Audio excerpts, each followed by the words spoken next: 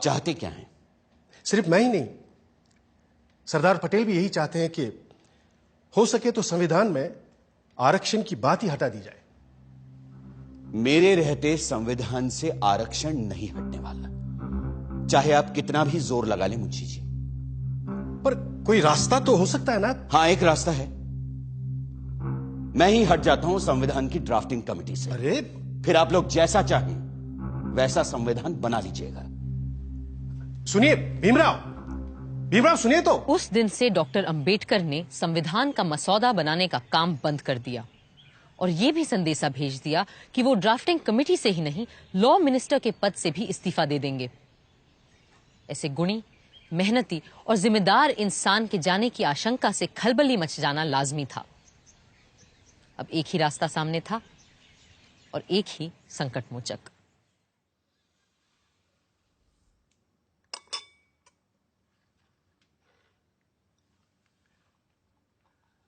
मुंशी जी की बातों से आप नाराज हो गए भीमराव?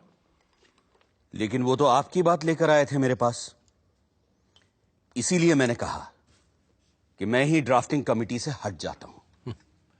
आप तो जानते हैं, कांग्रेस क्या पूरे भारत में दूसरा और कोई है ही नहीं जो हमारे संविधान को आकार दे सके। खुद बापू भी यही कहा करते थे। लेकिन आप उनकी बात मानते कहां हैं पटेल जी? गांधी जी पिछड़ों को रिजर्वेशन देने की मेरी तजवीज से सहमत थे। पंडित नेहरू ने तो खुद पंडित होते हुए भी यह कहा कि सदियों से हिंदुओं ने निरीह अछूतों और आदिम जातियों को बेबसी, दरिद्रता और अशिक्षा में रखा। फिर अगर हमें उन्हें सबके साथ बराबर लाना है तो हमें उन्हें स्पेशल ट्रीटमेंट देना ही होगा। आपकी बात सही है, पर आप तो जानते हैं कि बड़े पदों पर हम मेरिट के आधार पर ही लोगों को ले पाएंगे। तो फिर क्लर्कों की नौकरी के लिए इतना बड़ा जोखिम उठाना? जोखिम? मुझे तो इसमें कोई खतरा नजर नहीं आता। खतरा यह है कि अगर हमने एक विशेष वर्ग को आरक्षण दे दिया तो बाकी के लोग भी आरक्षण की मांग करेंगे और भारत भर में जातिवाद का यह जहर फैलता जाएगा। जहर तो हमने पिया है सदियों से और फिर भी हम जिंदा हैं। रीढ़ की हड्डी तोड़ डाली आप लोगों ने हमारी, फिर भी हम लोग खड़े हैं। अरे एक बार हमें अपने बराबर आने का मौका तो दीजिए पटेल जी, फिर देखिए कैसे हम आगे निकल जाते हैं।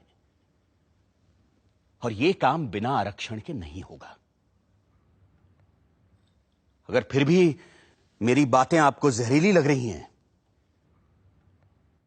तो मैंने अपना इस्तीफा तैयार रखा है, आप खुद लेते जाइएगा।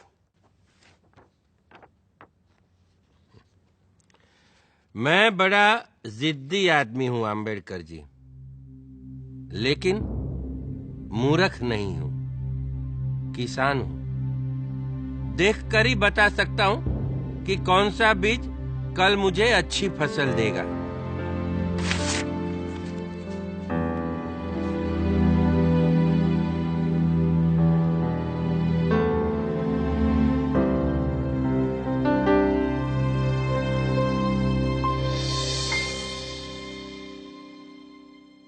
इस तरह